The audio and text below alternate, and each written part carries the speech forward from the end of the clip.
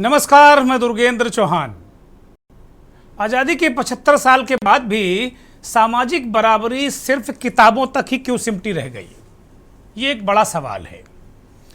उत्तर प्रदेश के मथुरा से एक बार फिर ऐसी तस्वीर सामने आई है जो हम को दशकों से ये नज़र आ रही थी। दशकों से हम इस तस्वीर को देखते आ रहे हैं। समय समय पर एक दलित परिवार ने खुशियों के साथ अपनी बारात निकाली, यानी उसकी बेटी की बारात आई अलीगढ़ से, लेकिन समाज के कुछ ठेकेदारों को यह नागवार गुजरा। नतीजा डीजे बजाने को लेकर, यानी कि तेज डीजे बजाने को लेकर बारात को रोका गया, मारपीट की गई और दोढ़ी जो दूल्हा है उसको बग्घी पर चढ़ने से रोक दिया गया, उतार लिया गया। यह सजा इसलिए दी गई क्योंकि उसने बग्घी पर चढ़ने की हिमाकत की। और यह कोई पहला मामला है नहीं। मध्य प्रदेश हो, राजस्थान हो, बिहार हो या फिर गुजरात, कहीं मंदिर में प्रवेश को लेकर दलितों की पिटाई होती है, तो कहीं फसल काटने या ट्यूबवेल चलाने से इनकार करने पर हत्या हो जाती है। अभी कुछ दिन पहले ही प्रयागराज में एक दलित ने फसल काटने से इनकार किया तो उसकी हत्या कर दी गई। ऐसा लगता है कि मानो दलितों को आज भी दोयम दर्जे का नागरिक मानने की मानसिकता फल फूल रही है। खत्म होने की तो बात ही क्या है। याद कीजिए बनारस हिंदू यूनिवर्सिटी BHU के मेधावी दलित छात्र अंकित सोनकर को, जिसने BHU में PhD में दाखिले के लिए जो टेस्ट होता है उसे पास किया, लेकिन उसे दाखिला इसलिए नहीं दिया कि भाई दलितों के लिए, अनुसूचित जाति के लिए कोई आरक्षण ही नहीं है, जबकि उसने जनरल कोटे से ये परीक्षा पास की थी। उसके लिए धरना देना पड़ा, तमाम मीडिया में खबरें आई, बहुत सारे पत्रकारों ने सवाल उठाए, बहुत सारे राजनीतिक दलों ने सवाल उठाए। इसके बाद उसे एडमिशन मिला, क्योंकि उसे इसलिए उत्पीड़ित किया जाता रहा कि उसने अपने संवैधानिक हक को लेकर मुखरता दिखाई थी। क्या यही समावेशी भारत की तस्वीर है? सवाल ये है कि संविधान में बराबरी का अधिकार क्या केवल पढ़ने की चीज़ है? क्या सामाजिक न्याय केवल गुलामी का दूसरा रूप है, या फिर चुनावों में इस्तेमाल होने वाला जुमलावर? सरकारें आती हैं, जाती हैं, घोषणाएं होती हैं, वादे किए जाते हैं, लेकिन जमीनी सच्चाई ये है कि दलितों की सामाजिक सुरक्षा, सम्मान और बराबरी आज भी अधूरा सपना बनी हुई है। आज मंथन में हम यही सवाल उठाएंगे कि क्या दलित होना आज भी अपराध है? इस देश में कब वो सामाजिक स्वतंत्रता मिलेगी असल मायने में, जिसे आज़ादी कहा जाता है? और कुल मिलाकर आज मंथन में हम इसी पर बहस करेंगे, सवाल का जवाब खोजने की कोशिश करेंगे। उस नए भारत की तस्वीर जिसे कहा जाता है कि ये नया भारत है, इसमें ये नहीं होता, ये नया भारत है, इसमें ये नहीं होता, तो हम उम्मीद करते हैं कि इस नए भारत में ये हकीकत भी सामने आनी चाहिए। उस नए भारत की तस्वीर दिखनी चाहिए जो सिर्फ चमकदार शहरों में नहीं बल्कि गांव की पगडंडियों में भी बराबर की रोशनी फैलाए। तो कुल मिलाकर ये लड़ाई इज्जत की लड़ाई जमीन पर है, और कुल मिलाकर इसको लेकर एक बड़े आंदोलन के, सामाजिक आंदोलन की ज़रूरत है। सरकारें और सिस्टम क्या दलितों को प्रोटेक्ट कर पा रहा है? ये बड़ा सवाल।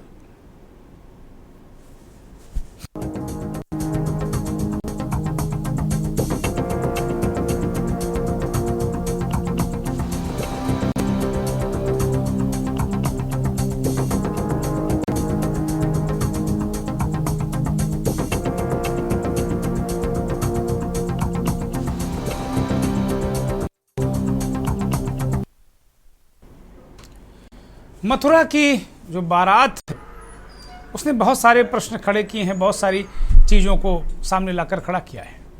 एक रिपोर्ट हमारे सहयोगी विनीत शर्मा ने तैयार की है, वो रिपोर्ट आपको उद्वेलित करेगी।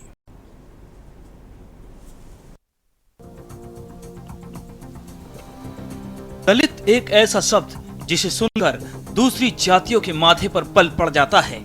दलित, जिन्हें पहले अछूत कहा जाता था, जो भारत की कुल आबादी का 16.6% हैं, जिन्हें सरकारी आंकड़ों में अनुसूचित जातियों के नाम से जाना जाता है, लेकिन देश में शायद अनुसूचित जाति का होना गुनाह है।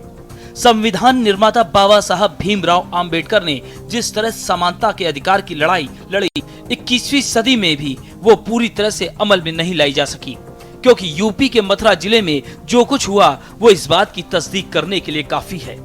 मथुरा में दबंगों ने दलित युवती की शादी में जमकर हंगामा काटा। नौझील थाना क्षेत्र के गांव भुरेका में दलित लड़की कल्पना की शादी थी। बारात अलीगढ़ से मथुरा पहुंची थी। मंगलवार शाम जब बारात निकली तो बाराती डीजे पर डांस करते आगे बढ़ रहे थे। इसी दौरान दबंगों ने वहां हंगामा करना शुरू कर दिया। डांस कर रहे बारातियों से मारपीट करने लगे। दूल्हे आकाश को बग्घी से नीचे खींच लिया और दोबारा बग्घी पर चढ़ने पर गोली मारने की धमकी दी। मौके पर पहुंची पुलिस ने किसी तरह से मामला शांत कराया। पुलिस की देखरेख में ही शादी संपन्न कराई गई और पुलिस की टीम की सुरक्षा में दूल्हा दुल्हन को उनके घर अलीगढ़ पहुंचाया गया। पुलिस के जाने के बाद बुधवार सुबह आरोपी दोबारा पहुंच गए और दुल्हन के घर हमला कर दिया। परिजनों को लाठी डंडों से पीटा, घर में रखा सारा सामान तोड़ दिया। बाराती जान बचाने के लिए इधर उधर भागने लगे।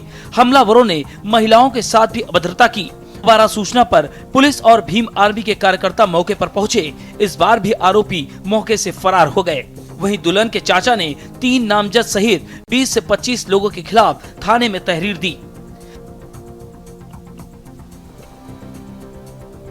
कल दिनांक 20/5/2025 को थाना नौझील क्षेत्र के गांव भोरेका में पूरन सिंह की भतीजी कल्पना की शादी थी।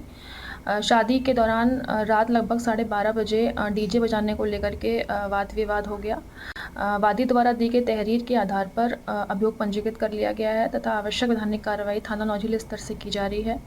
अवगत कराना है कि शादी के दौरान बारात चढ़ने से रोकने या बारात न चढ़ने देने संबंधी घटना के संबंध में कोई भी साक्ष्य प्राप्त नहीं हुए हैं।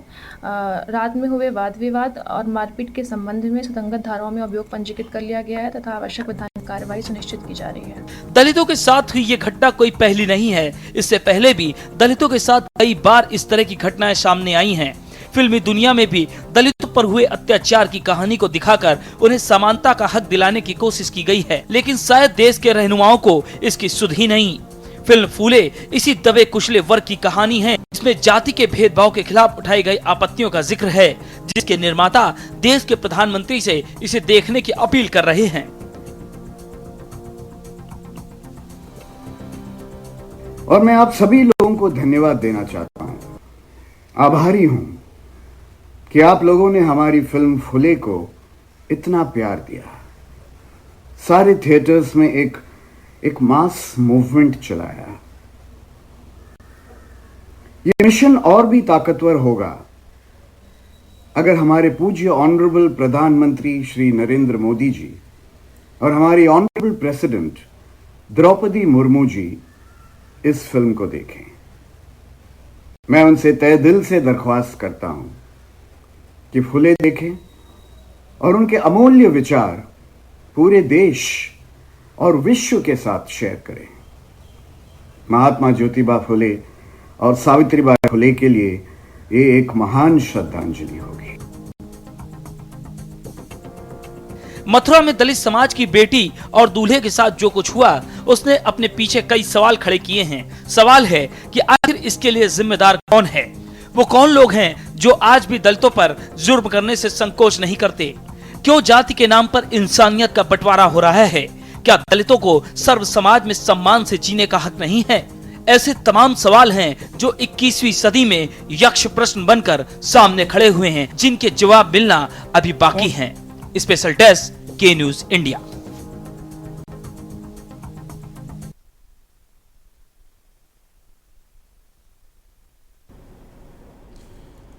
तो बहुत महत्वपूर्ण बात अनंत महादेवन ने बड़ी महत्वपूर्ण बात कही। फिल्म के निर्माता हैं, विश्वविख्यात एक्टर हैं वो। हम लोगों ने बचपन में बहुत सारी पिक्चरें देखी हैं अनंत महादेवन की। उन्होंने फूले बनाई और ये उम्मीद की कि जिस तरीके से कश्मीर फाइल, गोधरा फाइल जैसी फिल्में प्रधानमंत्री देखने गए, सारे राज्यों के मुख्यमंत्री देखने गए, सारे राजनेता भारतीय जनता पार्टी के देखने गए, भारतीय जनता पार्टी के शासित राज्यों में ये फिल्में टैक्स फ्री की गई। फुले भी दलितों पर अत्याचार की एक ऐसी अनूठी मिसाल वाली फिल्म है जिसे देखना चाहिए। और प्रधानमंत्री से दरख्वास्त की है अनंत महादेवन ने, वो अभी तक स्वीकार नहीं हुई है, कोई रिजल्ट इसका आया नहीं है। अलबत्ता भारतीय जनता पार्टी ने, मुझे ऐसा लगता है कि अहिल्याबाई होलकर की जो जयंती है उसका सप्ताह है, एक समारोह के रूप में पूरे देश में मनाने जा रही है। उसको लेकर अलग अलग राज्यों में बैठकें हो रही हैं। तो सावित्रीबाई फुले, ज्योतिबा फुले बनाम अहिल्याबाई होलकर, क्या इस राजनीति में सत्ताधारी दल उलझा हुआ है? और दूसरी तरफ मथुरा जैसी घटनाएं, मथुरा की जो डिप्टी एसपी थी गुंजन सिंह, वो साफ तौर पर इस मामले को घोट गई।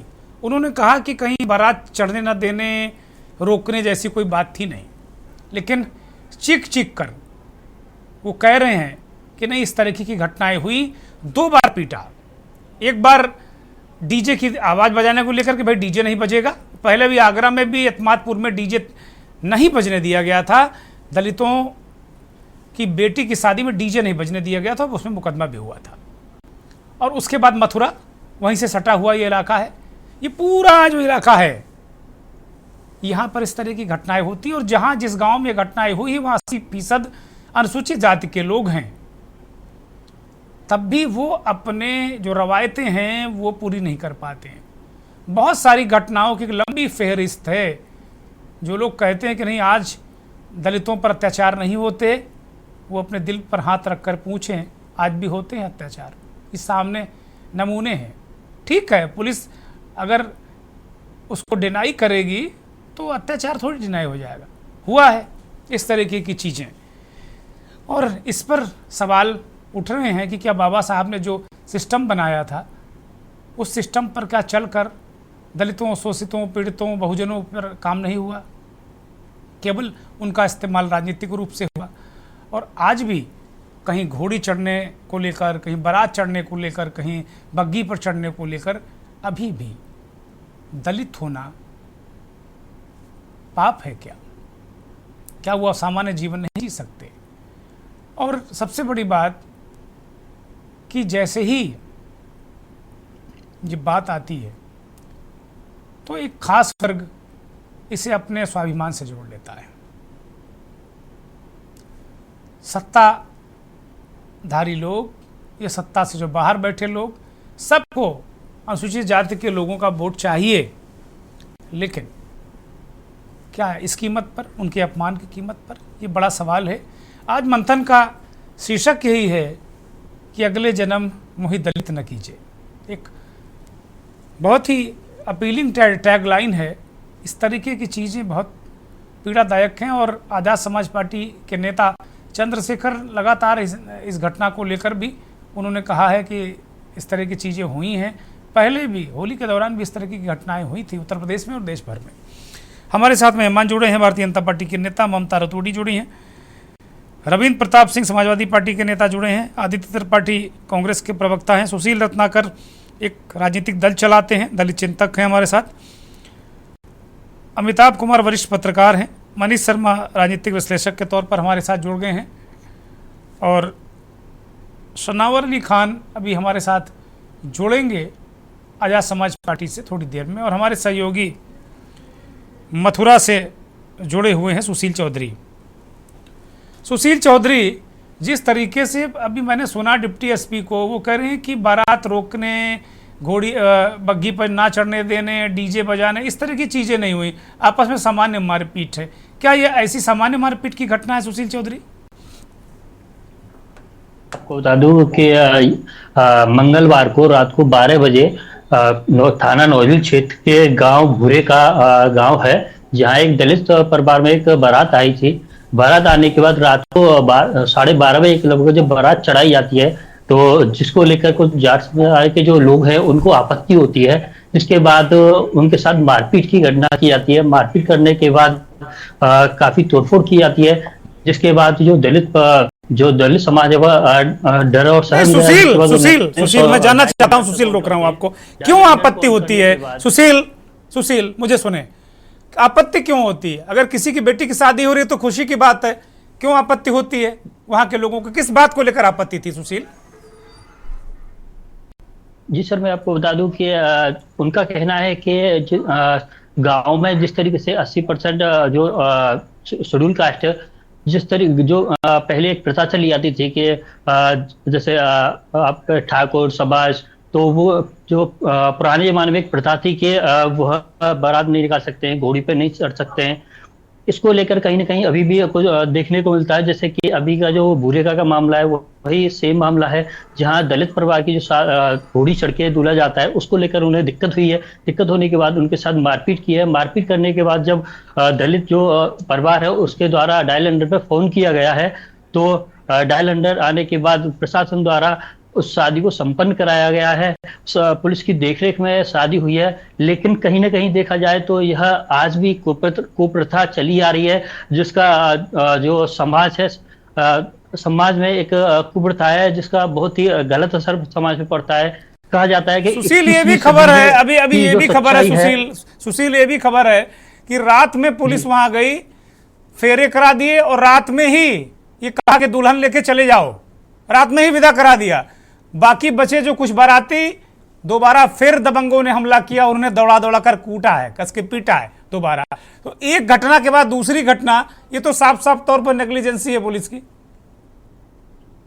जी, मैं आपको बता दूं सर, जिस तरीके से घटना होने के बाद डायल अंडर पहुंचती है, उसके बाद पुलिस अपनी मौजूदगी में शादी संपन्न कराती है। शादी संपन्न कराने के बाद लेकिन जो दलित परिवार है उसका कहना है कि दबंगों ने मंगलवार रात को मारपीट हुई है, उसके बाद पुलिस ने शादी कराई है। उनका कहना है कि सुबह बुधवार को फिर उनके घर पे आकर वो लोग हमला करते हैं, तोड़फोड़ करते हैं, गाली गलौज करते हैं। और गाली गलौज करने के बाद उनका कहना है, जो परिवार है उनका आरोप है कि उन्होंने मारपीट की है। लेकिन पुलिस जिस तरीके से रात को शादी कराती है उसके बाद वह वहां से चली जाती है, या उसकी मौजूदगी में यह घटना होती है। यह देखने वाली बड़ी बात होगी कि पुलिस के होने के बाद बावजूद भी जो दबंग हैं उनकी हिम्मत इतनी बढ़ जाती है कि वो सुबह भी आके मारपीट करते हैं। सुशील कोई गिरफ्तारी हुई है क्या? दर्शकों को अपडेट करिए।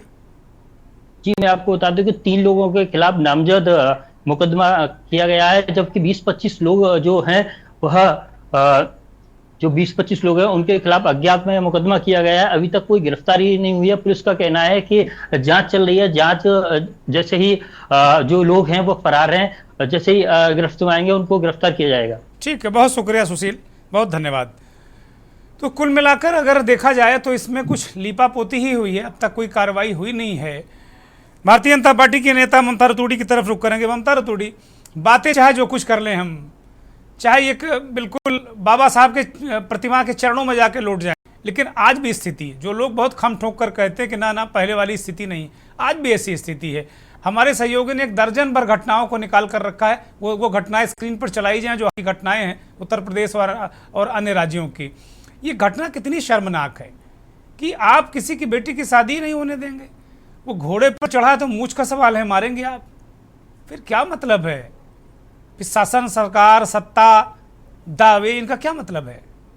ममता रतूड़ी जी, सबको नमस्कार। देखिए, ये घटना बहुत ही निंदनीय है।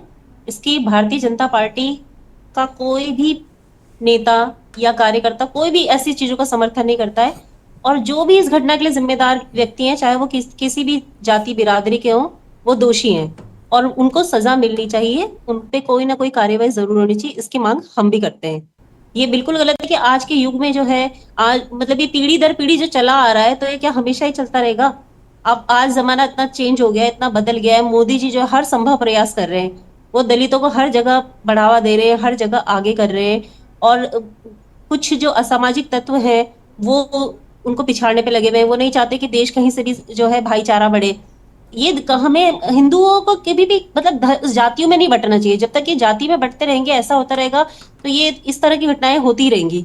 तो हमें जो है ना ये जाति प्रथा को थोड़ा, मुझे लगता है कि इसको थोड़ा सा अच्छा, वो मतलब करना चाहिए। जातियों में बटे हैं, वो दलित हैं, वो इसलिए उनकी पिटाई हुई। अगर वो खाली हिंदू हो जाएं, उसके अपने नाम के आगे अपना सरनेम हटा दें, वो खाली हिंदू हो जाएं कि भाई हटाना तो कहीं वो अपनी जाति मत बताएं, वो अपनी ठाकुर ब्राह्मण जो अपर कास्ट के लोग हैं वो खम ठोक कर अपनी जाति बताएं, और दलितों को कहे भाई जाति मत बताओ, तुम केवल हिंदू रहो। ये तो गजब बात है भाई।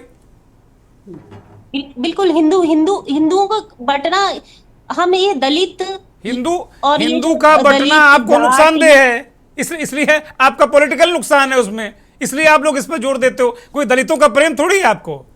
ये कोई भाजपा नहीं जोड़ती है, ये बहुत पीढ़ी दर पीढ़ी चलता आ रहा है, और ये सब जो है ना ये कांग्रेस का ही देन है। ये सब ये जो दलित को अपना वोट बैंक बनाना चाहती है, बना के रखना चाहती है, हिंदू ऐसा करती है, तो ये सब उन्हीं के प्रथा बनाई हुई चली आ रही है। आप 11 साल से हो, तोड़ो। आप लोग 11 साल से सत्ता में हो, आप इसको तोड़ो ना, कम से कम उनको सुरक्षा ही दे दो, तो उनको कम से कम लगे कि हाँ हम हिंदू हैं, इसी नाम पर हमको सुरक्षा मिल जाए। ममता रतोड़ी, बिल्कुल। देखिए मोदी जी, आप मुझे बता दीजिए कि मोदी सरकार ने कहाँ पे कमी करी हुई है। अभी हम क्या बताएंगे, बहुत सारे लोग बैठे हैं वो बताएंगे। दलित चिंतक है हमारे साथ सुशील रत्नाकर भाई, ममता जी का बड़ा जबरदस्त तर्क है। वो कह रही है कि हम लोग बटे नहीं जातियों में, इसीलिए समस्या है। आपके वर्ग के लोग इसीलिए पीटे जाते हैं, कूटे जाते हैं कि वो पूरी तरह हिंदू नहीं हो पाए अभी तक। सुशील रत्नाकर, पहले आपके सभी दर्शकों के न्यूज को नमस्कार, और डिबेट कर रहे सभी भाइयों को नमस्कार, नमस्कार जी। अभी मैंने सुना एक जो रूढ़वादी, मतलब पहले की प्रथा अभी मनवाना चाहते हैं, जिसको कहते हैं एक तरह से इनका जो धर्म है। सुशील ऑडियो ठीक करिए, आपका ऑडियो मिल नहीं रहा, दर्शक सुन नहीं पा रहे हैं आप क्या कह रहे हैं। सुशील का ऑडियो ठीक कराइए। हेलो सर, आवाज आ रही है? ऐसा है? हेलो सुशील का ऑडियो ठीक किया जाए। मैं लौटता हूँ। ये सवाल मैं रविंद्र प्रताप सिंह की तरफ टॉस करता हूँ। रविंद्र प्रताप सिंह, हेलो जी बोलिए रविंद्र। मैं सुशील को बाद में लेता हूँ, सुशील की आवाज ठीक की जाए जी। रविंद्र प्रताप, ये सवाल आपकी तरफ मैं इसको टॉस कर रहा हूँ।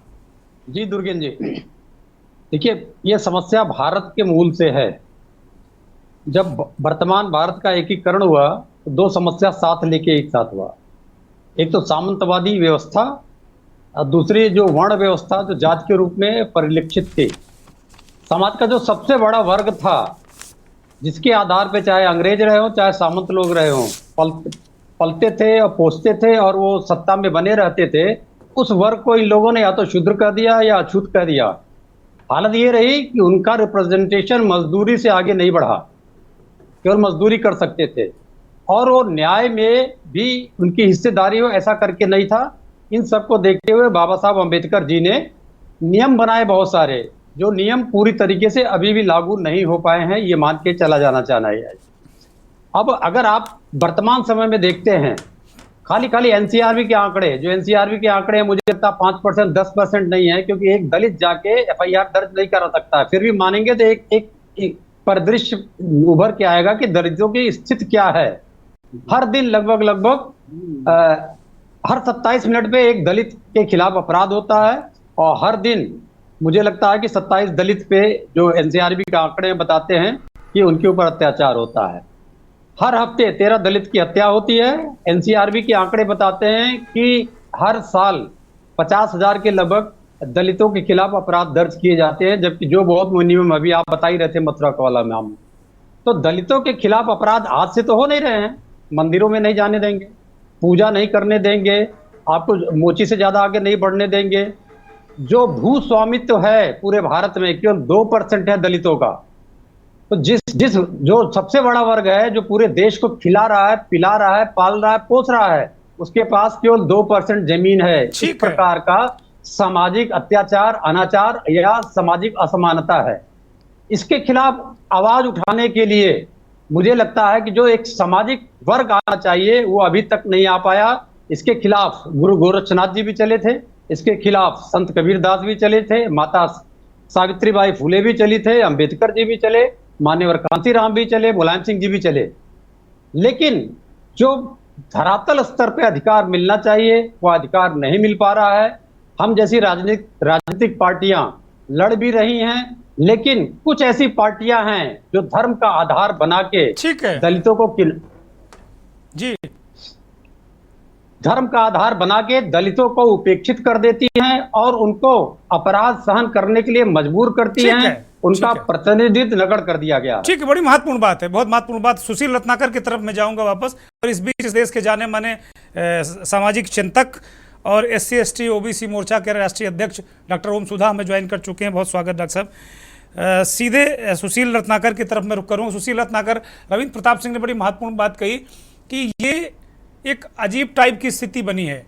उनको एक तो अधिकार नहीं देते, उनको सामाजिक रूप से एक उनका उत्पीड़न होता है, उनकी पिटाई होती है, उनको बारात, उनके मतलब अब क्या कह सकते हैं कि आज के दिन में, आज की डेट में ये भी होता है।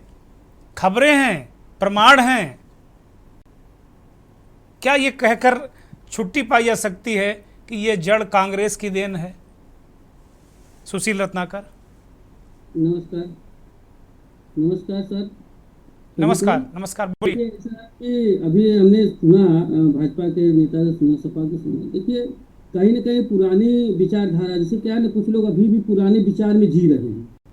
कहीं ऐसी अनुसूचित जाति के यदि कोई बरियार मतलब मजबूत आदमी होगा तो उसके घोड़े पर बैठे नहीं रोक सकते लोग। जो लाचार हैं, जो गरीब हैं, उन पे शोषण किया जा सकता है। ठीक है, देखिए, समाज में जो विकास कर लिए हैं, जो भी आरक्षण का लाभ लेके या जो हमारा समाज पढ़ लिख के आगे तरक्की कर गया है, वो उन्नति से चाहे घोड़े पर बैठे चाहे हाथी पर बैठे कोई रोक नहीं सकता। मैं पूरी ताकत से बता सकता हूँ, वो खुद सक्षम है लड़ने के लिए। लेकिन जहाँ कमजोर और लाचार समाज है हमारा, जहाँ दलित, इसीलिए बाबा साहब ने आरक्षण दिया था कि हम लोग बराबरी पे आ सकें।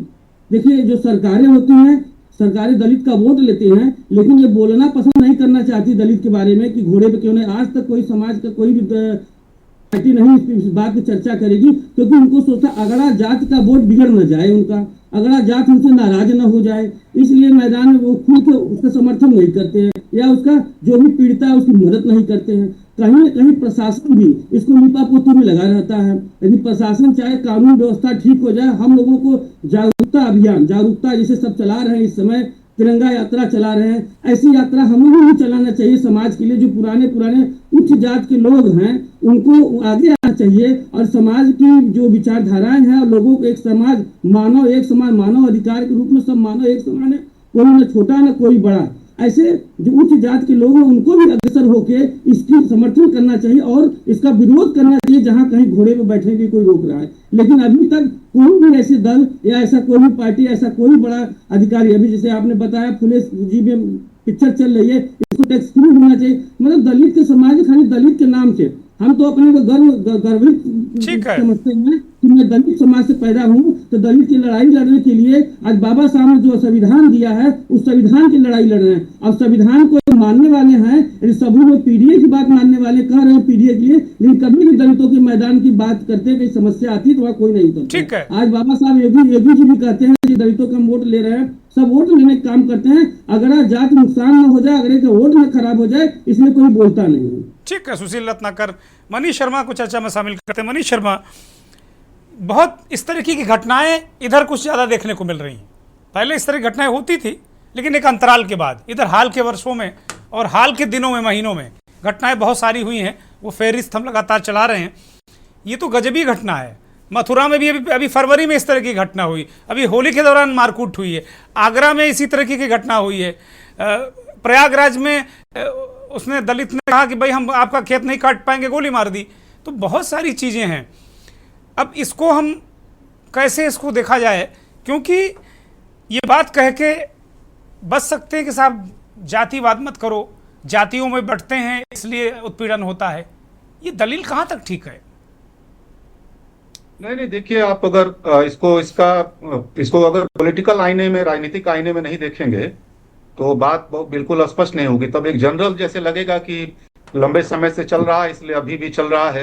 अगर आप अपराध ब्यूरो का जो आप रिकॉर्ड देखें तो पिछले 22 का मेरे पास वो है, मैं देख रहा था कि उत्तर प्रदेश जो है देश में दलित उत्पीड़न के मामले में पहले नंबर पे आता है। और उसमें ये पाया गया कि जिन 11 राज्यों में सबसे ज्यादा दलित उत्पीड़न हो रहे हैं, उसमें से प्रथम 4 जो राज्य हैं उसमें आप उत्तर प्रदेश है, राजस्थान है, मध्य प्रदेश है और बिहार है, वो भाजपा शासित राज्य हैं। उसमें भाजपा का आप देखेंगे और भाजपा के बारे में एक छवि ये है, जो जनरल छवि है कि एक अपर कास्ट के प्रति उसका एक झुकाव रहता है। 2014 के बाद का अगर आप आंकड़ा देखें देश भर में, तो दलित उत्पीड़न का आप एनआरसीबी का उत्पीड़न फहरिस्त आपको मिलेगी। और आपने देखा होगा 2024 के चुनाव में भी अनायास ही ये मसला नहीं बना था कि संविधान खतरे में है, सामाजिक न्याय खतरे में है, आरक्षण खतरे में है। ये अनायास नहीं बना था, जिसको लेकर के उत्तर प्रदेश ने बहुत ज्यादा झटका दिया था भाजपा को। तो मेरा एक कहना है कि आपको ये समझना होगा कि कौन सी पॉलिटिकल फोर्स सेशन में है और वो पॉलिटिकल फोर्स का किस समाज के प्रति किस तरह का झुकाव है। अगर आप इसको नहीं देखेंगे तो दलित उत्पीड़न तो पूरे देश में हो रहा है और पहले भी होता रहा है। लेकिन इसमें आप देखेंगे कि एक मैसेज कहीं में चला गया है 2014 के बाद, और उत्तर प्रदेश में योगी जी के आने के बाद ये मैसेज चला गया है। और वो जो ऊपरी हिस्सा है उसके अंदर ये मैसेज चला गया है, उसको पुरानी वापस आ गया है। स्वतंत्र है वो पुराने राज को लागू करने के लिए गाँव में। और इसीलिए आप देखेंगे कहीं मूछ को कहीं घोड़ी पे बैठने के मनीष की आवाज कुछ गड़बड़। मनीष का ऑडियो ठीक कीजिए। मनीष मैं रोक रहा हूँ आपको, दर्शक आपके बहुमूल्य विचार सुन नहीं पा रहे हैं। अमिताभ कुमार की तरफ रुख करूंगा। अमिताभ कुमार, ये इस तरह की घटनाओं की मूल वजह क्या? आप तो बहुत ही पुराने पत्रकार हैं, बहुत सारा काल देखा है, पुराने काल से लेकर अब तक। अमिताभ कुमार जी, मुझे लगता है कि हमारे सामाजिक संस्कारों में जो होना चाहिए उसमें हम कहीं बहुत पीछे चल रहे हैं, और इस मामले में बहुत जरूरत है कि लोग इन मामलों में पूरे समाज को जागरूक करने की जरूरत है। और इसमें जो हमारा नेतृत्व करने वाला वर्ग है, शासक वर्ग है, प्रशासक वर्ग है, कहीं ना कहीं जो है उसको आगे आने की जरूरत है। उसका आगे आना ही बहुत जो है कारगर साबित होगा। और केवल वही नहीं, और सारे वर्ग हैं, जो शिक्षित वर्ग है हमारा, जो समाज सेवी वर्ग है हमारा, मीडिया है। आप बताइए, हम लोग इतनी चर्चाएं करते हैं, क्या हम जो लोग जिनको हम दलित कह रहे हैं, जो अपने अधिकारों को नहीं समझ रहे हैं, क्योंकि अधिकार सबके बराबर है, क्या हम उनको शिक्षित कर रहे हैं, जागरूक कर रहे हैं? मीडिया अपनी भूमिका निभा रहा है कि उनको इस बात की जानकारी देने का काम, अवेयर करने का काम। आलोचना और केवल शिकायतें और केवल बहसों से अवेयरनेस नहीं होती है। नहीं, दलितों पर तो अमिताभ कुमार बहस भी नहीं हो रही कहीं। आप अगर इस समय ट्यून कर लेंगे चैनल, मैं माफी के साथ मैं एक सेकंड के लिए रोक रहा हूं, इस समय अगर ट्यून चैनल कर लेंगे आप, कोई भी चैनल ट्यून कर लीजिए आप, तो दलितों पे ये बहस आपको नहीं मिलेगी कहीं भी। कोई भी नहीं कर रहा है इस पर बहस। कंटिन्यू। मैं जो बात कह रहा हूं, मैंने कहा केवल आलोचना निंदा जो है वो जागरूकता कार्यक्रम नहीं होता है। मीडिया का दायित्व है कि संवैधानिक अधिकारों के प्रति उनको बताए कि आप अपने अधिकार, आपके क्या अधिकार हैं, उस पर सेशन हो। आपके अधिकारों को आप कैसे इस्तेमाल कर सकते हैं, आप कैसे स्थानीय प्रशासन, पुलिस अधिकारियों से आप अपने अधिकारों के लिए बात कर सकते हैं। अगर एक नीचे वाला नहीं सुनता है तो उसका ऊपर कौन है जिसको आप अप्रोच कर सकते हैं। ये होता है गाइडेंस, उनको सशक्त करने के लिए। आप केवल वाहवाही लूटने के लिए दो चार बहसें कर लेंगे, उससे चीजें नहीं बदलती। क्या ये सरकारें जिनकी मूल जिम्मेदारी है, क्या जागरूक कर रही है? क्या वो पॉलिटिकल पार्टीज कर रही है? क्या सारा ठिकरा मीडिया के कंधे पर क्यों भाई? मैं आपको जबकि भारत में मीडिया स्वतंत्र नहीं है। मीडिया कहाँ स्वतंत्र है? पॉलिटिकल पार्टी जो है, मुझे लगता है कि पॉलिटिकल पार्टी अभी भी सबसे ज्यादा काम करती।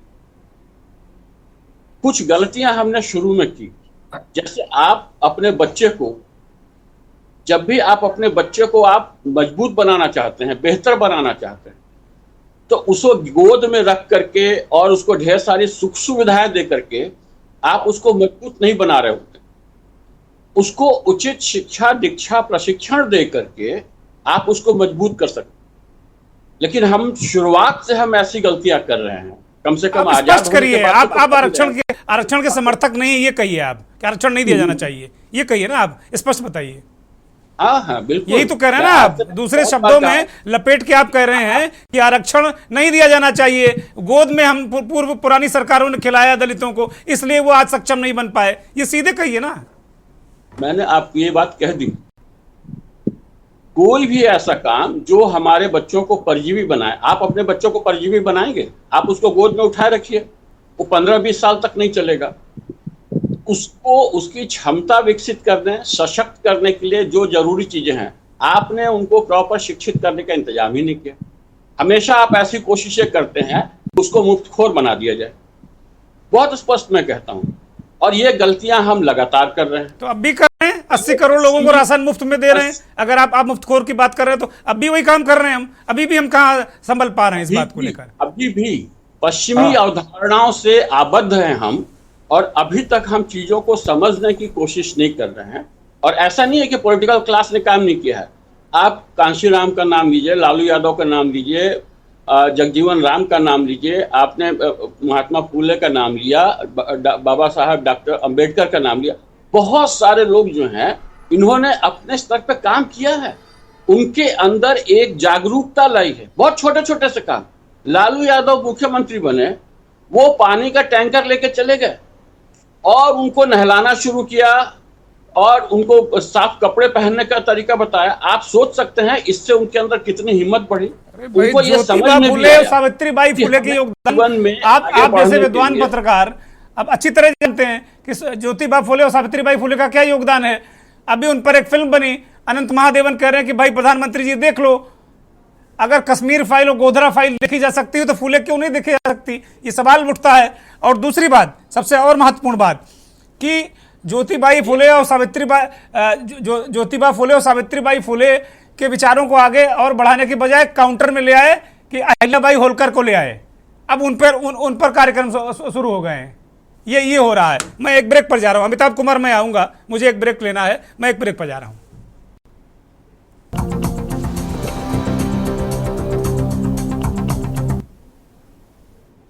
ब्रेक से लौट आए हैं और हमारे साथ कांग्रेस के नेता आदित्य त्रिपाठी भी जुड़े हुए हैं और डॉक्टर ओम सुधा भी जुड़े हुए हैं। राष्ट्रीय अध्यक्ष हैं SC/ST OBC मोर्चा के। डॉक्टर ओम सुधा, आपकी तरफ मैं रुख करूंगा। अभी जो पहले हाफ की डिबेट में आपने सुना, समझा और तमाम पहलुओं पे जो हमारे पैनलिस्ट उन्होंने अपने विचार रखे। भारतीय जनता पार्टी के लोगों का कहना है कि भाई ये कांग्रेस ने जो सब पाला उसकी वजह से ये स्थिति हुई, क्योंकि कांग्रेस ने जाति की राजनीति को लेकर जाति की राजनीति की, उस वजह से इस तरीके के समाज में जो विद्वेष फैला, विघटन हुआ और एक तरीके से वैमनस्यता भी फैली। दूसरी तरफ वरिष्ठ पत्रकार अमिताभ कुमार कह रहे हैं कि भाई बच्चे को अगर परजीवी बनाओगे, गोद में लादे रहोगे तो फिर वो दिव्यांग हो जाएगा। डॉक्टर ओम सुधा, मेरी आवाज ठीक ठाक आ रही है? बिल्कुल बुलंद है, बोलिए। अभी अमिताभ कुमार जी को सुनकर हमको लग रहा है इस पूरी दुनिया से जैसे डायनासोर विलुप्त हो गया, वैसे ही इस पूरी पृथ्वी से पूरा सौर मंडल खत्म हो जाए, पेड़ पौधा पृथ्वी सब खत्म हो जाए, सब कुछ सर्वनाश हो जाए, लेकिन एक चीज बची रहेगी, वह है जाति व्यवस्था। जाति व्यवस्था अरबों खरबों साल तक नहीं जाने वाली है। यह अमिताभ कुमार जी को सुनकर लगा, क्योंकि देश की वो जातियां जो प्रिविलेज्ड हैं, देश की वो जातियां जिनकी आबादी मुश्किल से 3% से लेकर 10% है, और वो देश के तमाम संसाधनों पर उन्होंने कब्जा किया हुआ है, और कितनी बेशर्मी से कह रहे हैं कि जिनका हक उन्होंने खाया है उनके बारे में कह रहे हैं कि गोद में उनको पाला गया, प्रिविलेज दिया गया। भाई साहब, अमिताभ जी मैं आऊंगा, बोलने दीजिए उनको, आऊंगा मैं जी। इस देश में जाति की बीमारी कोई दलित लेकर नहीं आया। इस देश में जाति व्यवस्था किसी आदिवासी, किसी पिछड़े ने नहीं बनाई। आज इस देश में अगर 100% दलित जाति का एक भी एंकर नहीं होता है, केंद्रीय विश्वविद्यालय का एक भी कुलपति नहीं होता है, सुप्रीम कोर्ट में ओबीसी कम जाति का एक भी जज नहीं हुआ है अब तक, तो इसके पहले ये जातियां जिम्मेदार नहीं है कि जिनको आप कह रहे हैं गोद में खिलाया गया। आपने इन जातियों का हक मारा, आपने इन जातियों के साथ इस आधार पर भेदभाव किया क्योंकि तुम चमार पैदा हुए, तुम जाटव पैदा हुए, तुम यादव पैदा हुए, तुम कोयरी, कुर्मी, कुशवाहा, जो दलित पिछड़ी जातियां हैं वो पैदा हुए।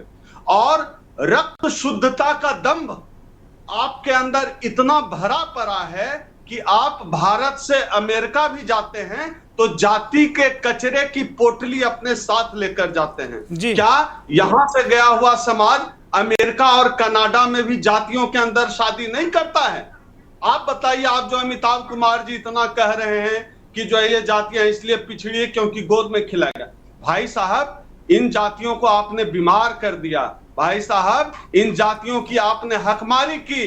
भाई साहब, ये वो जातियां हैं जो इस देश की मेहनत कश कौम है। इन जातियों में मंदिर, इन जातियों ने जो है जूता सिला है, इन जातियों ने गाय का दूध दुहा है। ये जातियां कमेरा जातियां हैं, मजदूर जातियां हैं, मेहनत कश जातियां हैं। आपने इनका हक मार दिया। आप इंटरव्यू बोर्ड में 100 में 100% जो है उन जातियों के लोग बैठे हुए जिनकी आबादी 3 से 10% है, और आप कहते हैं कि वहां तक पहुंचे कैसे? कहां से पहुंचेंगे? आपने पहुंचने ही नहीं दिया। आप इंटरव्यू बोर्ड में बैठे हुए हैं, आप सुप्रीम कोर्ट में जज बन के बैठे हुए हैं, आप डिपार्टमेंट, आप यूनिवर्सिटी में हेड ऑफ द डिपार्टमेंट और कुलपति बनकर बैठे हुए हैं, आप पीएचडी नहीं करने दे रहे हैं। आप विश्वविद्यालय में कोई जो है होनहार विद्यार्थी होता है तो उसको रोहित वेमुला बनना पड़ता है। जेएनयू में मुथु कृष्णा को सुसाइड करनी पड़ी। यह कोई दलित बच्चे के साथ ही क्यों होता है? कभी आप मंथन भी करके देखिए। और मुर्गेन जी, मैं एक बात कहूंगा कि अमेरिका में जैसे कालों की लड़ाई ब्लैक्स लड़ते हैं, जिस दिन भारतीय समाज, भारतीय सवर्ण समाज दलितों की लड़ाई लड़ने लगेगा, किसी दलित को घोड़ी न चढ़ने दिया जाए, मूछ न रखने दिया जाए, उस समय में अगर सवर्ण समाज पहले आकर खड़ा हो जाएगा, अगर दलितों पिछड़ों के जिंदगी में जो मिडिल क्लास बना, कैसे बना मिडिल क्लास? आरक्षण की वजह से। आज जो कुछ भी हम लोग हैं आरक्षण की वजह से। अब हमारे शरीर पर अच्छा कपड़ा भी इनको नहीं बर्दाश्त होता है। इनको लगता है गोद में खिला के जो है बीमार। ठीक है, मैं जवाब लेता हूं डॉक्टर ओम सुधा, मैं जवाब ले लेता हूं। जी, मैं बोलूं? मैं जवाब ले लेता हूं। अमिताभ कुमार बोलिए, जरा जवाब दीजिए। डॉक्टर ओम सुधा ने बड़े ज्वलंत प्रश्न उठाए, बोलिए। वैसे तो डॉक्टरेट किया हुआ इन्होंने लगता नहीं, लगता नहीं, किया ही है। अब इसमें सवाल उठाओगे तो ये भी मानसिकता आ जाएगी। नहीं बोलिए। एक भी लाइन इनका ऐसा नहीं था जिसमें जाति का जिक्र नहीं आया, और मैंने शायद कहीं जाति का जिक्र भी नहीं किया। मैंने स्पष्ट इस बात को कहा, ये बिल्कुल एकदम ये जो पश्चिमी अवधारणा है ना, उससे प्रेरित लोग हैं।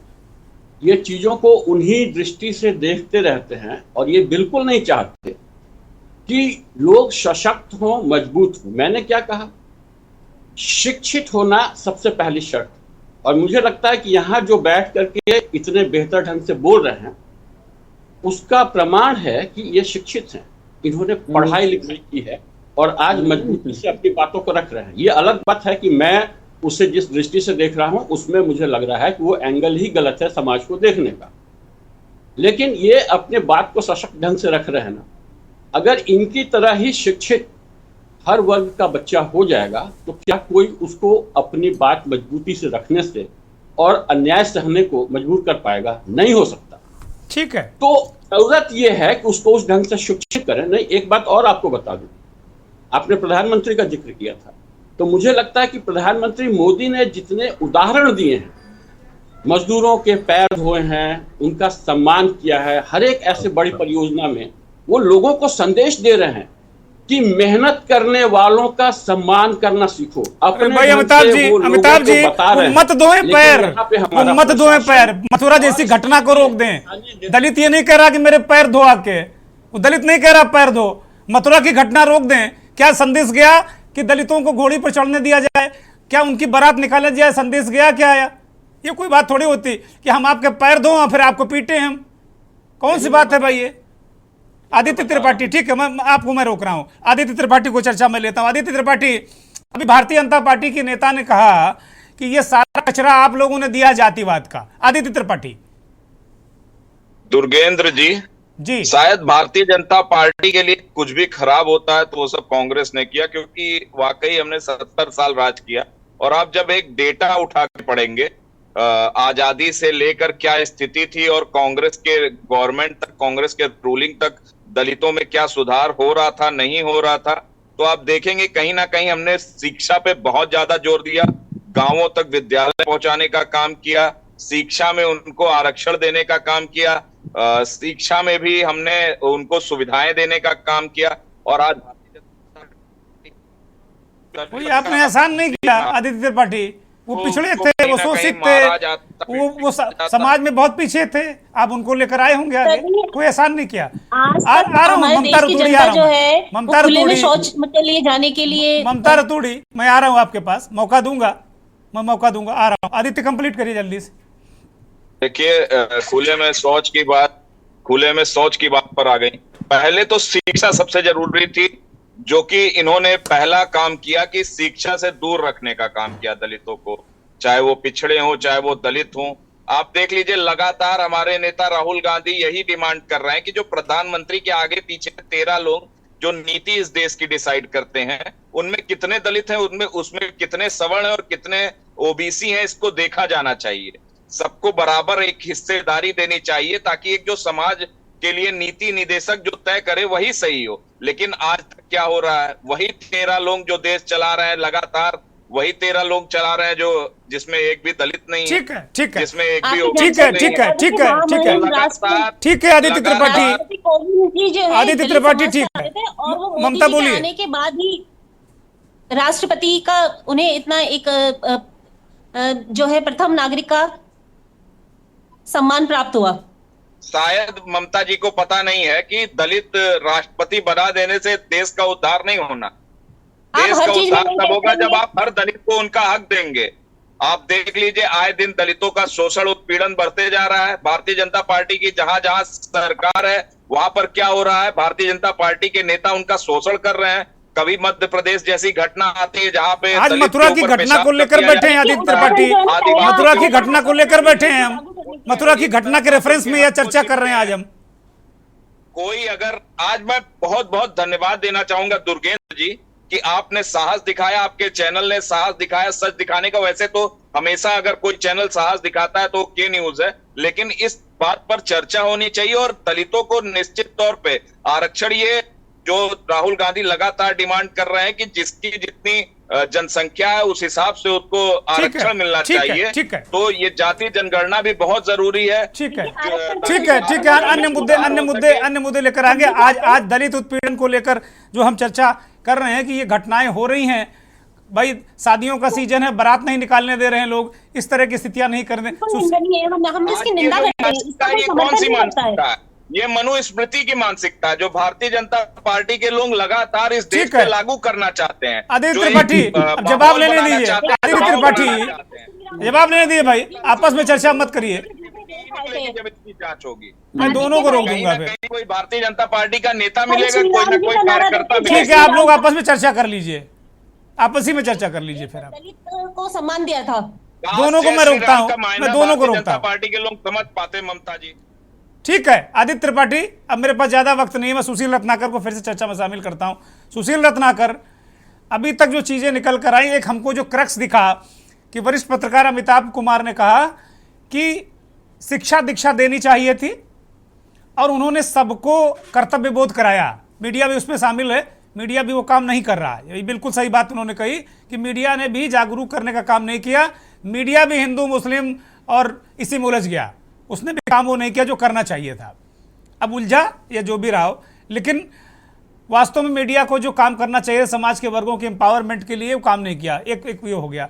पॉलिटिकल लोग उनके मुताबिक काम करते हैं, हम मानते हैं पॉलिटिकल लोग बड़े मेहनती होते हैं, सारी चीज़ों को करते हैं, लेकिन क्या ये वास्तव में यही बड़ी वजह है, जैसा अमिताभ कुमार ने कहा कि उनको सुविधाएं दे दी, जब ज़्यादा बच्चे को लोलो पोपो करो तो फिर वो बहुत मजबूत नहीं बन पाता, क्या यही वजह है? सुशील रत्नाकर, हमारी आवाज आ रही है सर? आवाज आ रही है हमारी? हाँ, आवाज बहुत दबी हुई आ रही, बुलंद नहीं आ रही, लेकिन बोलिए फिलहाल। चलिए, ऐसा है, देखिए अमिताभ जी की बात मैं कहूंगा कि उन्होंने कहा कि एक EWS आरक्षण की क्या जरूरत पड़ी अंत में। ये लोग EWS का आरक्षण दिया, 10% दे दिया आरक्षण, इनको भी पालने का काम किया। देखिए आरक्षण में जो बातें हुई, जो दलित विरोधी लोग हैं, मनुस्मृति, जैसे अभी कांग्रेस की बात कर रहे हैं तो कांग्रेस भी 70 साल में मनुस्मृति में काम कर रहे थे लोग, आज भाजपा भी मनुस्मृति में काम कर रही है। तो मनुस्मृति में जो पुराने लोग हैं वो चाहते हैं मनुस्मृति ही अप्लाई हो जाए, संविधान में अप्लाई हो। तो देखिए कहीं ना कहीं जो विचारधारा पुरानी विचारधारा है, ये पुरानी विचारधारा कांग्रेस की भी देन रही और कहीं ना कहीं भाजपा की भी देन रही है। आज जो शिक्षा दीक्षा जो हमको चाहिए, जो हमारी स्वास्थ्य व्यवस्था चाहिए, जो हॉस्पिटल व्यवस्था चाहिए, ये व्यवस्था का खस्ता हाल है।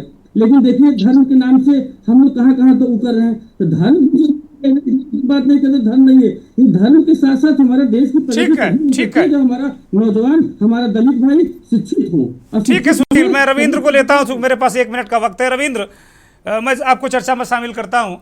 आप भी पीडीए बनाकर 27 में सत्ता के सपने देख रहे हैं। मथुरा में दलित कूट दिया जाए, आगरा में उसकी पिटाई हो जाए, प्रयागराज में गोली से उड़ा दिया जाए, एक ट्वीट करके छुट्टी पा लेते हैं आप लोग भी। रविंद्र प्रताप कार्यकर्ता शामिल था क्या? रविंद्र प्रताप, ठीक है, ममता रितुड़ी, रविंद्र प्रताप से सवाल है मेरा, अनम्यूट करिए।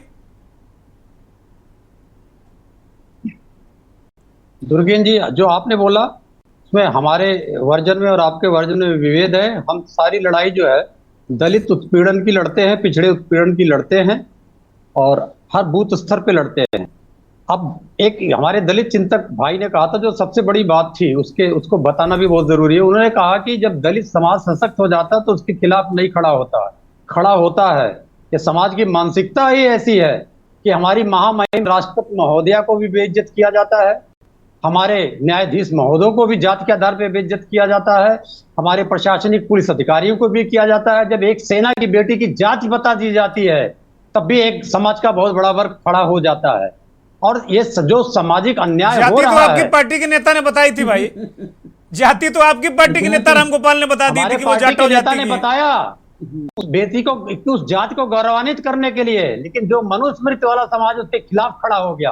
अब आते हैं जरा, सामाजिक अन्याय हुआ क्यों? ये सामाजिक अन्याय होता है क्योंकि जल्दी में आज बहुत लंबा वक्त नहीं मेरे पास, जल्दी में जी। धार्मिक विभेद है, दूसरा सामाजिक विभेद है जहां अपराध होते हैं, तीसरा राजनीति में अभी भी वो प्रतिनिधित्व नहीं मिल पाया है जो दलितों को मिलना चाहिए।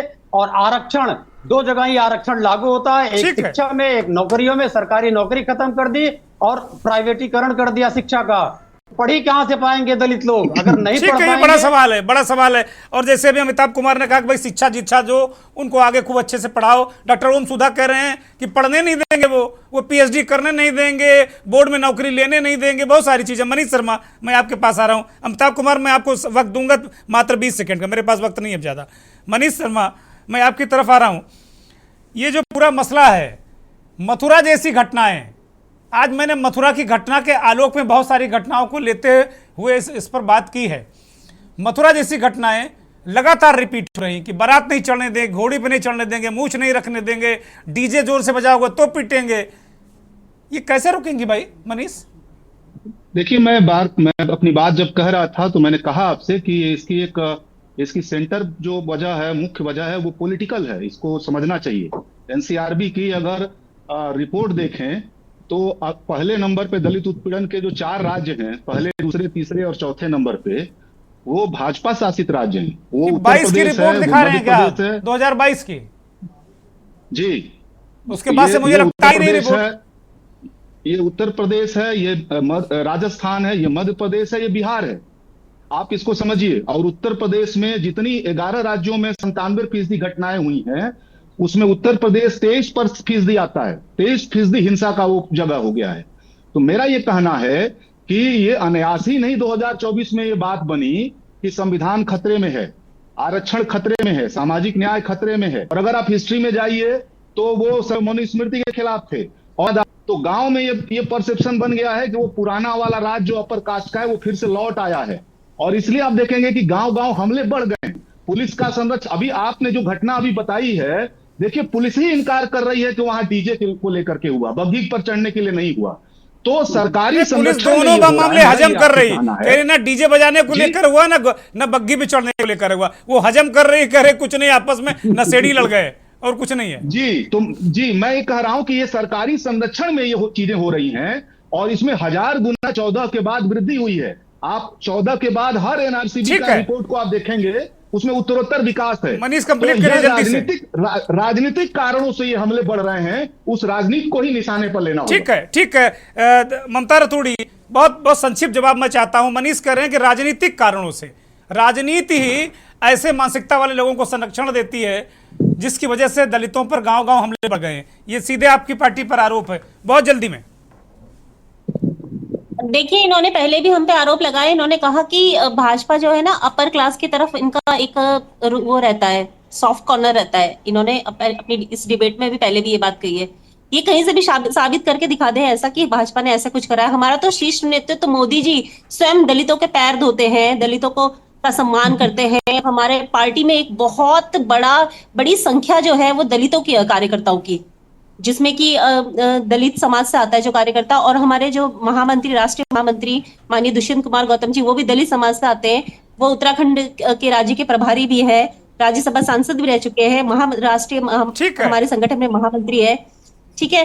और दूसरी बात इन्होंने क्या कहा कि ये जो है ये घटना जो ये इसमें ये कह रहे हैं कि संरक्षण मिल रहा है। आप ये बता दीजिए कि ये जो घटनाएं जो भी हुई है, क्या इसमें कोई भाजपा का नेता शामिल हुआ है?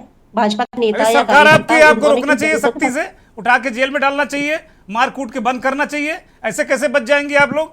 बहुत जल्दी में Amitabh Kumar 10 second, time overshoot कर चुका हूं, मैं बंद करूंगा, कार्यक्रम को खत्म करूंगा जल्दी से 10 सेकंड में। जिन लोगों ने 60-70 सालों तक सत्ता में रह के पढ़ा नहीं सके, शिक्षा और स्वास्थ्य नहीं दे सके, और सारे एडमिनिस्ट्रेशन को उसी भाव में रहने दिया, वो बात कर रहे हैं आज। ठीक है, सबसे बड़ी गलती, और यहाँ पुलिस की बहुत भयानक गलती है जल्दी से। पुलिस ने प्रॉपर ढंग से मामले को हैंडल नहीं किया। ठीक है आदित्य, रिस्पॉन्ड करिए जल्दी से आदित्य। देखिए, लगातार कांग्रेस को ब्लेम कर देना ठीक है, आप कांग्रेस को ब्लेम करते रहिए, पर आज जैसा कि मनीष जी ने कहा कि जब से भारतीय जनता पार्टी सरकार में आई है, लगातार दलितों के प्रति हिंसा बढ़ते जा रही है, गांव में, जवार में, जहां जहां जाइए। और बिल्कुल, क्योंकि ऐसी मानसिकता के लोग, मनुस्मृति की मानसिकता के लोग आज हावी होते जा रहे हैं। प्रोफेसर ओम सुधा, इनका ही मंत्री कहता है कि हम संविधान बदलने आए। प्रोफेसर ओम सुधा, अंतिम टिप्पणी इस कार्यक्रम की, चूंकि मैं ऑलरेडी 3-4 मिनट आगे बढ़ चुका हूं, बहुत जल्दी में।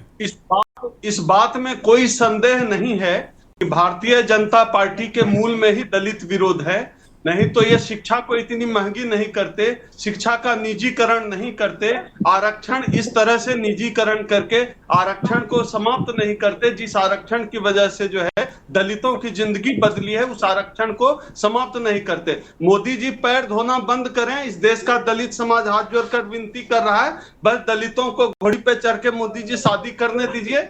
आपके शासित जितने भाजपा शासित राज्य हैं, सब जगह दलितों का जीना मुहाल होता है। जनता पार्टी की जो पूरे लागू करने की बात करती है, न धोएं, बल्कि हमारा आरक्षण रहने दें, बहुत शुक्रिया, मूछ रखने दें।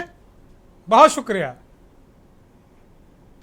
बहुत शुक्रिया डॉक्टर ओम सुधा। सभी मेहमानों का बहुत बहुत शुक्रिया, बहुत धन्यवाद। बहुत मूल मुद्दे उठाए कि भाई ठीक है, पैर मत धोइए, हमें मूछ रखने दीजिए, हमें बारात निकालने दीजिए, हमें हमारी खुशी में डीजे बजाने दीजिए, घोड़ी पर चढ़ने दीजिए, बग्घी पर चढ़ने दीजिए। बहुत छोटी छोटी तो मांगे हैं, करने दीजिए ना। नमस्कार।